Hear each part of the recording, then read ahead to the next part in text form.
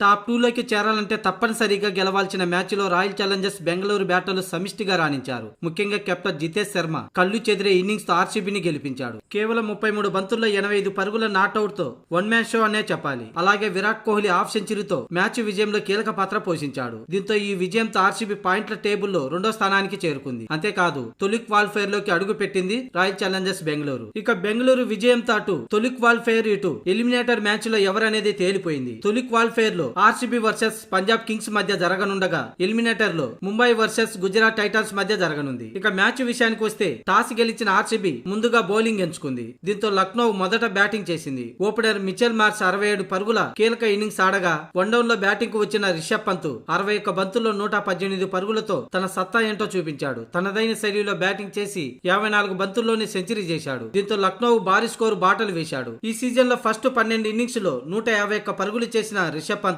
Last innings లో మాత్రం 118 పరుగులతో అదరగొట్టాడు. మొత్తానికి లక్నో 20 ఓవర్లలో 3 వికెట్లు కోల్పోయి 227 పరుగుల భారీ స్కోర్ చేసింది. కానీ లక్నో నిర్దేశించిన 228 పరుగుల లక్ష్యం ఆర్సీబీ ముందు తునాతునకలైంది. ఆర్సీబీకి అదిరిపోయే ఆరంభం లభించింది. Opener Phil Salt 30, Virat Kohli 54 పరుగులతో తొలి వికెట్ కు 61 పరుగులు జోడించారు. కోహ్లీ మరోసారి హాఫ్ సెంచరీతో చేజింగ్ సూపర్ స్టార్ అనిపించాడు. ఇక వీళ్ళిద్దరు అవుట్ అయిన తర్వాత వచ్చిన పట్టిదార్ 14, లివింగ్ స్టోన్ 0 పరుగులకే పెవిలియన్ చేరిన ఆ తర్వాత క్రీజులోకి వచ్చిన జితేష్ శర్మ 33 బంతుల్లో 85 పరుగుల నాట్అవుట్ తో మెరుపు ఇన్నింగ్స్ ఆడాడు. అలాగే మయాంక్ అగర్వాల్ 41 పరుగుల నాట్అవుట్ తో కలిసి 6వ వికెట్ కు 100కు పైగా పరుగులు జోడించి ఆర్సీబీకి విజయం అందించారు. ఇక ఈ మ్యాచ్ విజయంతో తొలి క్వాలిఫైర్ లో పంజాబ్ కింగ్స్ తో ఆర్సీబీ తలపడనుంది. గురువారం ఈ మ్యాచ్ జరగబోతుంది.